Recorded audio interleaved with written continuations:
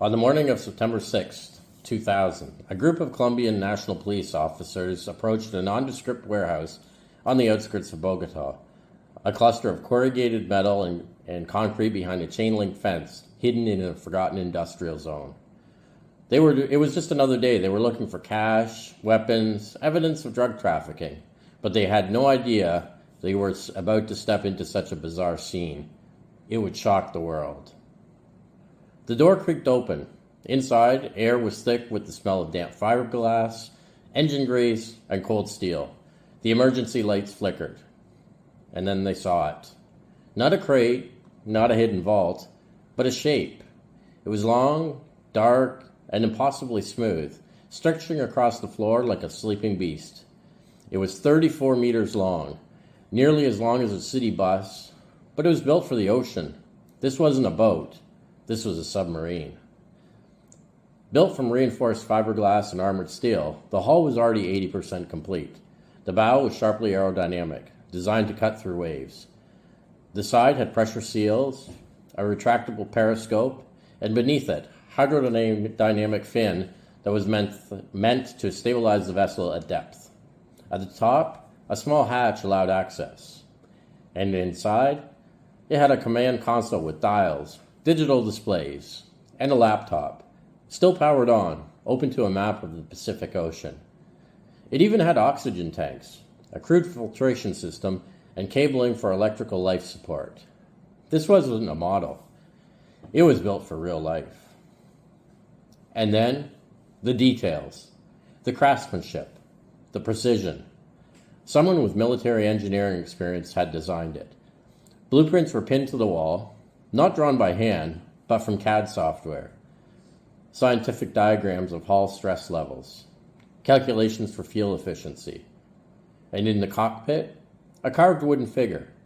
A man in a futuristic uniform, cap pulled low, holding a rifle. Not a symbol of fear, but of warning. The most haunting part?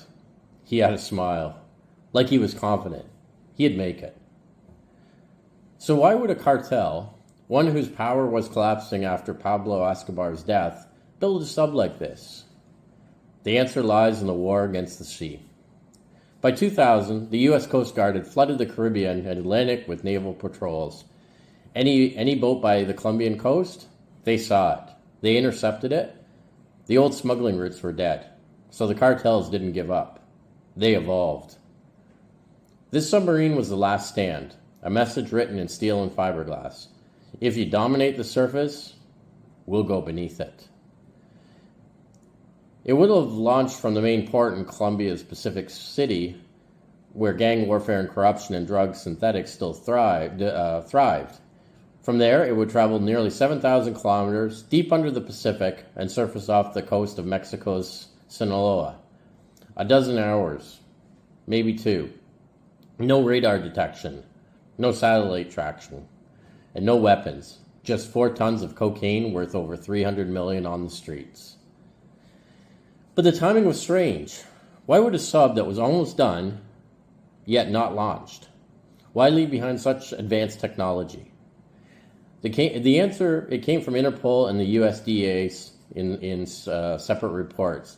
This wasn't built by a single cartel. It was a joint effort by remnants of the Medellín cartel, former FARC military engineers, and a team of ex-military engineers from Venezuela, Brazil, and Spain. Some of them were even trained in underwater operations.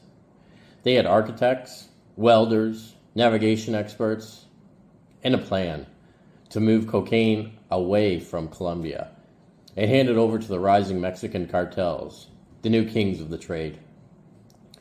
But the plan was halted on September 6th, not by death or violence, by discovery. The police had been tracking a lead, 3 anonymous bank transfers from Bogotá to a company in Panama, all linked to a contractor named Raul Salazar. When they raided the warehouse, they found building permits under Salazar's name, signed weeks before. But he wasn't there. His apartment was empty, his phone disconnected. The only clue? A password written on a scrap piece of paper. La falsa mina, the false mine. The submarine was never launched, not because of technical failure, not because of running out of money. It was stopped by the police and then destroyed. In a public spectacle, Colombian forces used hydraulic crushers and welding torches to dismantle it. Some parts were left behind. Others were shipped to the U.S. for analysis. But the strangest thing? The carved wooden guard, the one with the smile, was not destroyed. It was kept as evidence.